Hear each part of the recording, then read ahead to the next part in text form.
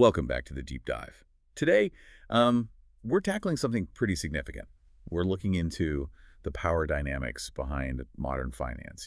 Yeah, and specifically how this new, highly structured, and frankly ideologically charged token aims to basically shake things up. Exactly. We're Yep. talking about MORI coin.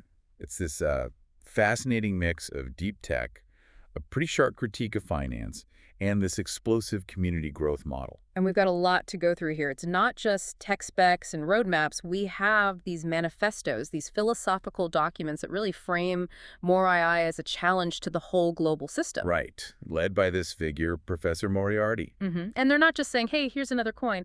They're positioning it as a whole alternative infrastructure, making this really bold claim that joining them means choosing sovereignty over just being a custodian of your assets. So that's our mission today. Let's unpack this blend. We need to look at the history they're drawing on, their critique. Definitely. And then the launch metrics, they were pretty stunning. Absolutely. Then we'll dissect this community system they've built. It feels almost cult-like in its structure, very organized. It's heavily gamified. Yeah. And finally, we'll dig into their roadmap. It's ambitious. They're aiming for that $1 target, and they have specific plans laid out for how they think they'll get there. It's a really detailed case study, isn't it? How you can use ideology to fuel, well, potentially exponential market momentum. What really jumps out is how clear their story is. They're not just playing in the crypto space. They're saying the current system is fundamentally flawed. Right. And that justifies everything else they do, from the marketing to the deflationary tokenomics. It all stems from that core belief. Okay, so let's start with that foundation, because it really feels like the engine driving this whole thing. The sources, they start way back, tracing the history of money itself. Yeah, and it leads to this really strong critique they call the greatest scam in history. So where did that story begin? Well, you have to go back centuries, really. For most of history, value was, intrinsic. It was gold, something physically scarce, hard to mine, real stuff. But gold had problems, right? The sources point this out. Big problems. Logistics, mainly. It's heavy. It's dangerous to move around. If you're carrying a fortune in gold, you're basically painting a target on your back. Right. Makes sense. So the solution that emerged, kind of the prototype for banking, came from necessity. The sources mention the Knights Templar. Oh, interesting. How do they fit in? Well, they had this network across Europe and the Holy Land. Pilgrims needed to travel safely with their money, so the Templars would take their gold in, say, London, and issue a receipt, a coded debt note. Then the pilgrim could travel, present that note in Jerusalem, and get their gold back, minus a fee, of course. Ah, so that receipt, that note, that's the ancestor of the banknote. Exactly. It was portable value, liquid value. But crucially, it was based on trust in the Templars, in that central institution. That's the key shift. Logistics solved, but centralization introduced. Okay, so fast forward quite a bit. Mid-20th century, World War II ends. And America is basically the dominant power economically and militarily. This lets them shape the global financial order. That happens at Bretton Woods in 1944. Right, where the U.S. dollar becomes the global standard. And it's explicitly linked to gold. Fixed rate. $35 an ounce. Everyone else pegs their currency to the dollar. That system brought stability for a while, didn't it? It did for about 25 years, but the U.S. itself kind of sowed the seeds of its collapse. By the late 60s, they were spending huge amounts. Like the Vietnam War, the space race. Exactly. Big, expensive global projects. And they started printing way more dollars than they actually had gold to back. So the promise wasn't matching the reality. Not even close. And other countries, especially in Europe, like France and Germany, they started noticing this. They held lots of dollars, and they began asking for their gold back, calling the U.S.'s bluff, essentially. Which put the U.S. in a really tight spot. They couldn't actually pay up in gold if everyone demanded it. Right. They were facing insolvency on a massive scale. Which leads us to this moment the MORI sources really focus on, August 15th, 1971. Nixon. President Nixon. He goes on TV and announces a temporary suspension of the dollar's convertibility into gold. Temporary. Yeah, right. It was permanent. That link was severed forever. And this is the exact moment the MORI materials call the day of the greatest scam in history. Okay, unpack that for us. Why a scam in their view? What fundamentally changed? Because the entire basis of money shifted overnight. From that day on, the dollar's value wasn't tied to gold or anything tangible. It relied purely on faith. Faith. Faith in what? faith that the U.S. government would manage it well, and crucially, faith backed by the immense military power of the U.S. to enforce its acceptance globally. So it's like trust us or else. Pretty much. Yeah. They removed the gold constraint, which gave the U.S. this incredible power to print money, basically at will. They could fund their operations, run deficits, and effectively export inflation worldwide because the dollar was the reserve currency. So fiat currency, like the dollar today, its value is based on faith. Kind of like a meme coin, in a way. That's the parallel they draw, yeah. Based on faith, but reinforced by hard power. The manifesto puts it bluntly, a good word in a pistol works much better than just a good word. Wow. Okay, that's a powerful critique. So that critique really sets the stage for what they propose as the alternative, doesn't it? Yeah. A system where rules aren't made by politicians or bankers, but by code, immutable code. Exactly. But the irony, and the sources highlight this, is that the origins of this decentralized tech actually trace back to the very same U.S. military establishment that, created the centralized fiat system. How so? Well, think back to the Cold War. Sputnik launches in '57. The U.S. panics a bit, realizes it needs a technological edge. So in 1958, the Department of Defense creates ARPA. Advanced Research Projects Agency. Right. And one of its key mandates was to build a communication network that could survive a nuclear attack. Okay, survivability means it can't have a single point of failure. Precisely. It needed to be decentralized. And that project led to ARPANET, the direct precursor to the internet we use today. Interesting. So decentralization was a military requirement first. And then you look at military command structures. The sources mention C4ISR. That's command, control, communications, computers, intelligence, surveillance, and reconnaissance. Quite a mouthful. It is, but the key thing is how it works. It's designed for resilient, encrypted, dynamic data flow. If one command center gets knocked out, the network reroutes, the chain of command stays intact. Again, decentralization for survivability.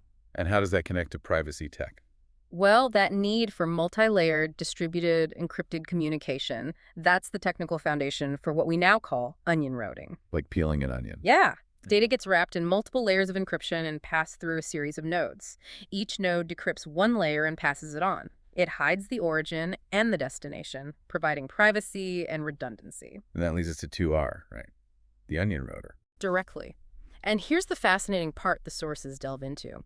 Turo was developed in U.S. naval research labs. But then, in 2002, they released it to the public.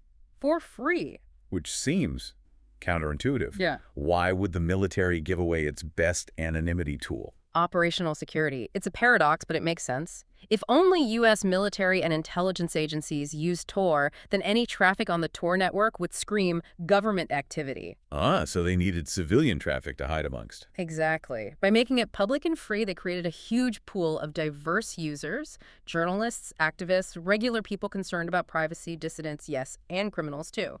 Their own secret communications could then blend in, becoming needles in a massive haystack. It's strategic camouflage. Wow. Okay, so you have this lineage. ARPANET, C4ISR military needs, leading to Tor, plus the influence of the cypherpunks. The activists who really championed cryptography as a tool for individual liberty and privacy against state power. Right. And all of that, technologically and philosophically, culminates in 2009 with Bitcoin. Yeah. Launched right after the 2008 financial crisis. It was positioned as the technological answer. A system where math, not central bankers or politicians, sets the rules. Code is law. And this is where MORI plants its flag. Precisely. They see themselves as the next step in this lineage. Continuing that push for a sovereign system built on this critique of the old one, they're essentially offering a ticket to what they call the new system. And the choice they present is stark. Stay custodial, trusting others with your assets and subject to their rules. Or become sovereign, hold your own keys, participate in a system governed by code. And that narrative, that clear ideological choice, seems absolutely fundamental to the intense loyalty and conviction you see in their community. It's powerful stuff. Okay, so if that ideology is the fuel, let's look at the performance. How did this translate into actual market results at launch? All right, let's shift gears to the launch itself. We've got these June achievement logs, and they paint a picture of a really explosive start. Yeah, it seems like they capitalized on that ideological fervor immediately. The platform choice was Solana, known for speed, low fees. Good for a high-volume community token, right? Exactly. And the tokenomics were designed for scarcity from the get-go. 1 billion tokens total supply. That's it. No inflation, no ability to mint more later. And how did they distribute those tokens initially? This tells you a lot about their strategy. 80% went straight into liquidity pools. That helps create a stable price floor right away. Okay, 80% is a lot for liquidity. What about the rest? 10% was locked up for the founder, Moriarty, for 1 full year. That's significant, isn't it? In the DeFi space, that signals commitment. It's a huge signal. It tells the market the founder isn't planning a quick exit or a rug pull. Their financial success is tied to the project's long-term success. Builds confidence. And the final 10%? Reserved for community airdrops, rewarding early believers and participants. So a launch happens. What were the numbers like? Pretty staggering according to the logs. They report hitting $65 million in market capitalization within the first hour. Wow, $65 million in 60 minutes. That doesn't sound like a slow, organic start. No way. That suggests a highly coordinated deployment. It means a large, organized community was ready and waiting to jump in the moment it went live. It speaks to the organizational strength behind Moriarty. And the momentum kept building. Oh, yeah. The hype was real. Within just 4 days, the market cap apparently hit a peak of $190 million. $190 million. That's huge. It is. And for the early investors, the fans, as the sources call them, that represented over a 9x profit in just days. That kind of return massively reinforces loyalty, right? It validates their belief. Absolutely. But peaks like that can be volatile. Where did things settle down after that initial surge? Did it hold? That's maybe even more impressive. The stabilization metrics from that first week suggest real staying power. They report over 18,500 holders in a week. That's a serious user base for a brand new token. It really is. And daily trading volume reportedly stabilized above $35 million. Market cap settled robustly around the $100 million mark. Okay, those are solid numbers. And the team claims this made them the most successful meme coin launch in the CIS space. That's the claim. For our listeners, CIS is the Commonwealth of Independent States, mostly Eastern Europe, Central Asia. So, yeah, they're saying they dominated that regional market right out of the gate. But they didn't just stay regional, did they? No, they moved fast to get global visibility. They secured listings on several centralized exchanges, or CEXs, pretty quickly. BingX, LBank, Bitmart are mentioned. Why is that important? Doesn't everyone just use decentralized exchanges on Solana? Not everyone. CEX listings open the door to a much broader audience, people who aren't deep into DeFi or maybe don't use Solana wallets. It increases accessibility massively. And they also got onto the big data sites. Crucial step. They got listed on CoinMarketCap, CMC, and CoinGecko. That's vital for legitimacy. Millions of people use those sites to discover and track tokens. Being listed there is like being in the phone book, you know? Makes sense. So what's the strategy going forward, according to these documents? They're pretty clear. They describe this current phase as like smoother growth, building the base, but they explicitly forecast a sharp acceleration. Tied to what? Future listings on Tier 1 exchanges. The really big global players, they name names. Bybit and Binance are the targets. Wow, okay. Getting on Binance is like the holy grail for many projects. It absolutely is. The thinking seems to be, the launch proved the model works, the community is strong. Now, the next phase is about scaling that success globally through these major exchange pipelines. Okay, so we have this powerful ideology, a successful launch. But what keeps people engaged? What maintains that intense commitment? We need to talk about the community structure. It's not typical. Not at all. It's this tiered, heavily gamified ecosystem. It's designed specifically to incentivize promotion and enforce discipline. It really does feel like an organizational cult built around the token. And the main tool is this Telegram bot. The MORI system Telegram bot. Yeah, that's the hub. It's where everything is tracked. User activity, their energy, their influence, it all gets quantified as XP experience points. So it's like a video game, but for shilling a token. Essentially, yes. Pure gamification applied to marketing. You earn XP by doing things that strengthen the token's presence. Like what kind of things? Creating content, making memes, posting on social media, promoting the MORI narrative, recruiting others. Basically, they've crowdsourced their entire marketing department to their most dedicated users. That's clever. But normally when you give out huge rewards, like airdrops, doesn't that risk crashing the price when everyone sells? But they thought of that. They built in a protection mechanism. When you convert your XP into actual MORI tokens, you don't get it all at once. Oh. How does it work? It's a vesting schedule. The payout is split into 3 parts, released over 3 days, 14 days, and then 60 days. So it's a slow drip, not a flood.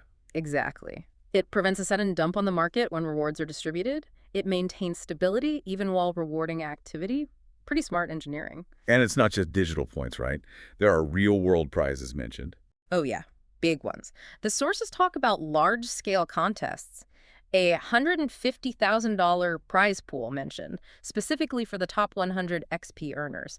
They even reference a Rolls-Royce Cullinan contest at one point. A Rolls-Royce, okay. They're serious about incentivizing the top promoters. Very serious. And it's not just about the money, it's symbolic, too. There's this example of a $20,000 prize given to someone for raising a MORI flag on Mount Elbrus. Mount Elbrus, the highest peak in Europe. That's the one. It positions the community's actions as, like, conquering new territory, reaching new heights. It feeds that narrative of being part of this triumphant, world-changing movement, not just, buying a crypto token. Okay, so that's the broad community. But then there are these exclusive clubs, tiers within the system. Yes, 2 elite tiers, closed communities. Mm. And getting in has one fundamental rule that ties right back to that core ideology we discussed. What's the rule? You must hold your RRI in a personal, non-custodial wallet. Something like Phantom on Solana, or a similar wallet where you control the private keys. So holding your tokens on a centralized exchange like BingX or Bitmart doesn't count. Nope. Explicitly excluded. This reinforces that central message. Be sovereign, not custodial. Control your own keys, or you're not truly part of the inner circle. All right, let's break down the tiers. First, the Holders Club. Okay, this is the first elite level. Requires holding at least $1,000 worth of MORI in your personal wallet. And what do you get for that? The benefits are listed as exclusive access, insider info, updates, direct team connection, and importantly, it's described as a no-panic chat environment. No panic. What does that imply? It suggests it's a space designed to manage sentiment, especially during market dips. Keep the mid-tier holders calm, reinforce the ODL mentality, prevent selling pressure. It's about controlling the narrative internally. Okay, and then the top tier, the absolute elite. That's the Whales Club. They call it KITS, which is Russian for whales. Entry requires a minimum of $50,000 worth of MORI held in a personal wallet. $50,000. Okay, that's a serious commitment. It is, and the access reflects that. This is described as the project's inner circle, almost like an oligarchy. They get access to key decisions, a direct connection with Moriarty himself, and supposedly actual influence on project development. And the sources say these members are discussing, what, sports cars? Yeah, it mentions discussions about high-end investments, luxury sports cars. It emphasizes their elite financial status, reinforcing the aspirational aspect of the project. But here's a potential contradiction, right? They preach decentralization, sovereignty. Yet they implement this very strict, centrally controlled, algorithmically enforced membership system. Exactly. How do we square that? Well, that's the tension, isn't it? To maintain the discipline needed for their goals, they rely on this intelligent bot.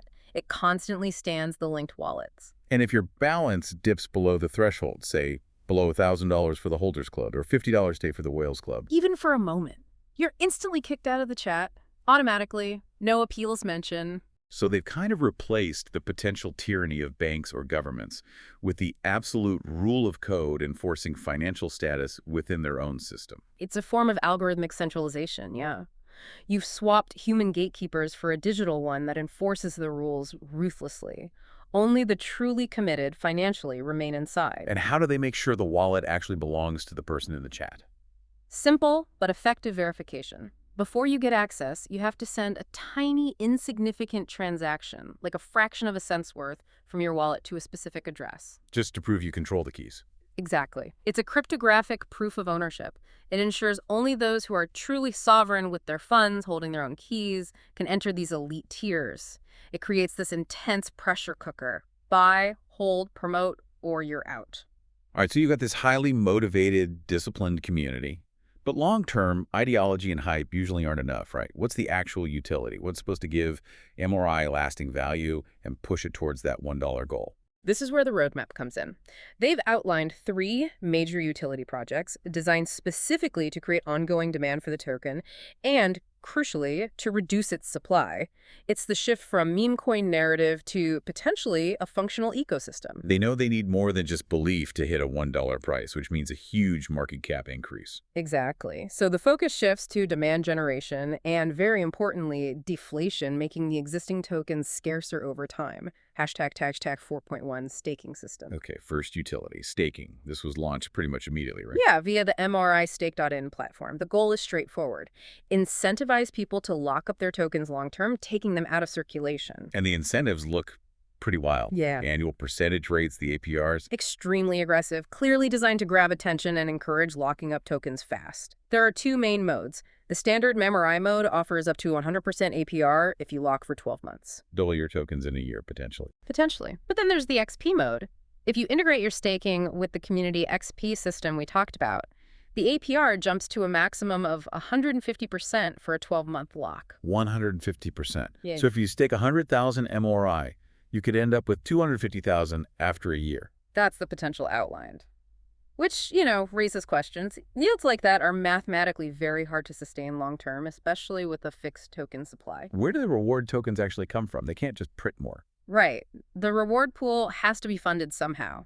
It likely comes from the initial token allocation the team held back for things like marketing or development. It's a powerful initial incentive, but it probably relies on continued growth bringing in new buyers, or it's essentially a transfer of wealth from the team's stash to the early stakers. It's designed to be explosive early on. And there's a penalty if you get cold feet and want your tokens back early. Oh, yeah. Discipline again. If you withdraw your staked tokens before the lockup period ends, you forfeit 50% of your initial deposit. Ouch. That's a serious deterrent. Huge deterrent against panic selling. It forces commitment. Plus, they mentioned the reward pool is limited first come, first served, get the best rates, creates urgency. Lock up now or miss out. Okay. Utility number 2. This sounds like a big one. The MORI casino. They call it the fire economy. Why fire? Because this is the core deflationary engine. This is designed to permanently burn tokens, reducing the supply forever. It's slated for development, not live yet, but central to the $1 plan. How's it supposed to work? Is it a legit casino? The sources emphasize it's being developed with an official license and partnerships with major global game aggregators. They want it to be seen as legitimate, accessible worldwide. But the key is the currency, right? Absolutely key. Everything in the casino, deposits, bets, payouts, fees will happen only in MORI tokens. No dollars, no Bitcoin, just MORI. So anyone who wants to gamble there has to first buy the MORI out on the open market. Exactly. Creates constant buy pressure. But here's the fire part. The burning mechanism. Oh, you tell me about the burn. A percentage of the casino's revenue, specifically from commissions and fees, the sources suggest between 5% and 10%, will be automatically and permanently destroyed. Destroyed how? Sent to a zero address or burn a wallet address that nobody controls the keys to. Those tokens are effectively removed from existence, gone forever. So the more people gamble, the scarcer MORI becomes. Precisely. Let's run a quick hypothetical. Say the casino does, $500,000 in daily volume bets deposits, and let's use a 7% burn rate. Okay. That's $35,000 worth of MORI getting permanently burned every single day. Wow. Annually, that adds up. Over $12 million worth of tokens removed from circulation in a year, based on that hypothetical. Okay. It creates relentless, systematic deflationary pressure, designed to push the price up over time simply due to shrinking supply. And there's another mechanism, too. Yeah. Buybacks. Yes. If the casino needs liquidity for big payouts, it doesn't just use its reserves. The plan is for it to actively buy MORI back from the open market. So it acts like a constant buyer. Exactly. Creates buy pressure and burns tokens. It's designed as a perpetual motion machine for demand and scarcity. Plus, it integrates with the MORI system bot XP, ranks, missions tied into gambling. It keeps the community loop going. All right, third utility, MORI VPN. This one seems aimed at a different angle, mass adoption, maybe beyond just crypto people. It's planned for August release. That's the strategic play here, yeah. It's about bringing the MORI brand and token to potentially tens or hundreds of thousands of people who just need a good VPN, especially in regions with internet censorship. And they're branding the privacy aspect heavily, the Moriarty standard. Yes. Promising full no logs, no registration, no identification needed, focusing on robust functionality, particularly stability in places like Russia, where VPNs are essential but often blocked or slow. How do you get access? Do you pay like a normal VPN? This is the clever part. Access is granted by holding a MORI, but the real hook is the pricing. How so? If you choose to pay for the VPN service using MORI tokens, it costs half the price compared to paying with regular money like fiat or USDT. Half price. It's a huge incentive. Massive. It creates an immediate, compelling financial reason for anyone needing a VPN to buy and hold a MORI.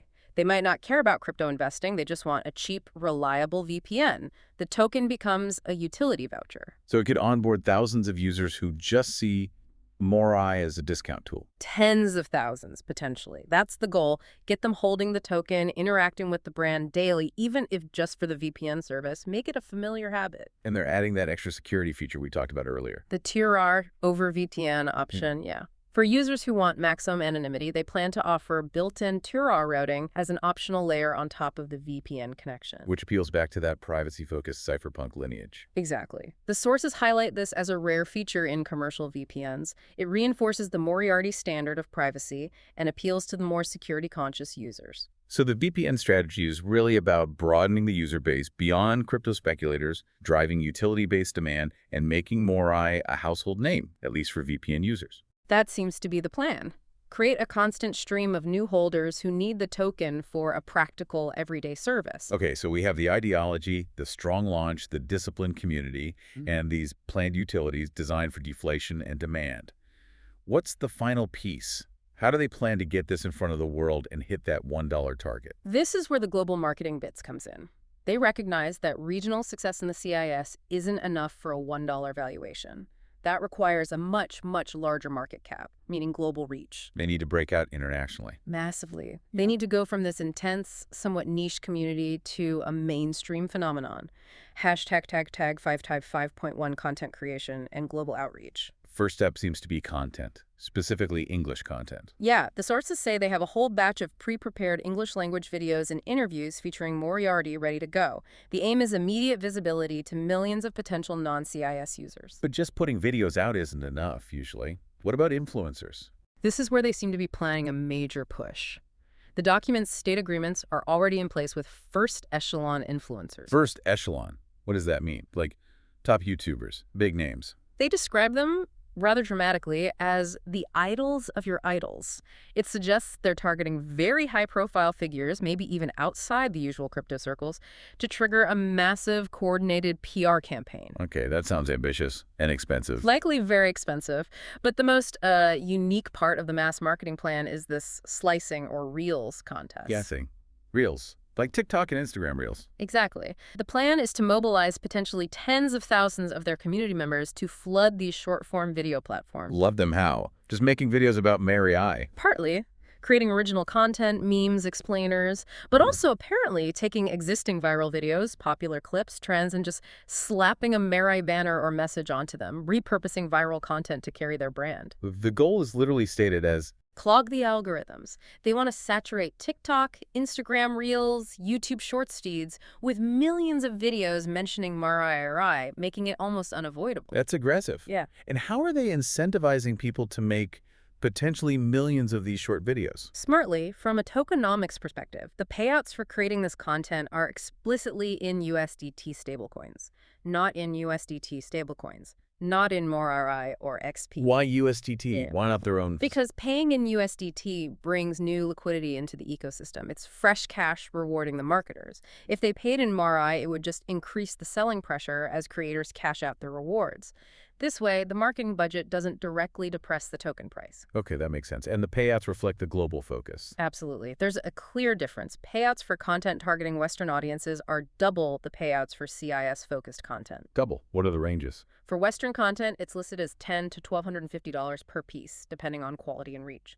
For CIS content, it's $500 to $625. So they're explicitly paying twice as much to reach the English-speaking market. Yeah. The sources state the reasoning clearly. The English-speaking audience is roughly 30 times larger. That 2x payout reflects where they need to focus to achieve the scale required for that $1 target. Hashtag 5.2, the strategy for Tier 1 listings. Okay, mass marketing, influencers, algorithm clogging. But the ultimate accelerant, the thing that could really ignite the price, is getting onto those top-tier exchanges, right? That seems to be the linchpin of the $1 strategy, getting listed on exchanges like OKX, Bybit, or especially Binance. What's the barrier? Why aren't they listed already if the launch was so successful? Volume. The team is apparently very transparent with the community about this. Major exchanges won't list a token unless it has consistently high, legitimate trading volume. It shows real market interest and provides listing fee justification. So the community's role is crucial here. Absolutely crucial. That relentless hold message, the discouragement of selling, the incentives to lock tokens and snaking. It's all partly aimed at maintaining high trading volume and making the project attractive to these Tier 1 exchanges. Community discipline is presented as a prerequisite for these major listings. And the targets are confirmed as OKX, Bybit, and Binance. Those are the names explicitly mentioned in the roadmap documents as the established goals. Negotiations are reportedly underway. Getting onto even one of them would be a massive catalyst, opening the floodgates to potentially hundreds of millions of new global traders. That's the kind of exposure you'd need for a multi-billion-dollar market cap, which $1 per token would imply. Exactly. It's the necessary step for that level of scale. And then there's this final, almost cinematic, long-term plan. An ambassador. Yeah, it's quite something. The sources mention a long-term vision to hire a major world star, presumably a globally recognized celebrity, to act as an official ambassador for MORI. Doing what? Just tweeting about it? More than that. The plan includes producing a professional music video and a track, like a song, all about MORI, featuring the celebrity wearing the Moriarty mask. Wow, so taking the anonymous figurehead and merging it with mainstream celebrity culture. It signals a clear intent to transcend the crypto niche and become a recognized, maybe even controversial, mainstream cultural brand. It's aiming for pop culture penetration. #tag outro. So, if we try to pull all these threads together, what is MORI coin really? It's clearly more than just another meme coin, isn't it? It really doesn't feel like it. It seems like this highly organized, almost military-grade operation. Right. It's this experiment trying to fuse that volatile, high-energy meme coin culture with the structure and perceived legitimacy of a functional, decentralized system. Using that powerful anti-establishment, anti-fiat ideology as the core fuel. Exactly. That narrative generates the initial intense community loyalty, and then that loyalty is channeled and maintained through this very structured, gamified system with clear incentives and punishments. And underpinned by these utility projects, the casino, the VPN, the staking, that are specifically designed not just to be useful, but to actively drive demand for the token and reduce its supply through burning and lockups. It creates this potential positive feedback loop. Ideology fuels commitment. Commitment drives participation in the system and utilities. Utility usage creates scarcity and buy pressure. Scarcity and demand push up the price, which reinforces the initial ideology and commitment. They've essentially built a detailed structural argument for why the price should go up based on their own internal economics. Whether it works remains to be seen, of course, but the plan is intricate. So for you listening, what's the takeaway here? Professor Moriarty's whole narrative, as presented in these sources, boils down to that choice, framed by the history they present going back to that 1971 Nixon shock. They paint a picture of a world dividing. On one side, you have custodial money trusting banks, governments, intermediaries who can change the rules, inflate the supply, freeze your assets. And on the other side, what they call sovereign money, holding your own keys, where the rules are set by immutable code, at least in theory. Bitcoin started it, they claim to be continuing it. The provocative question they pose isn't just, should I buy this token? It's more fundamental. Which system do you actually want to be a part of? Custodial or sovereign? It's a powerful framing. The project's ambitions are clearly enormous, and the level of community organization detailed in these sources is, frankly, unlike most things we see in the crypto space. It's definitely one to watch. The sources we reviewed conclude with a very direct call to action from the MORI team, emphasizing their belief in the project's trajectory. They state, MORI coin is more than a meme coin, it's a movement. Buy on NEXC, join MORI at PBODT, visit morico.nn.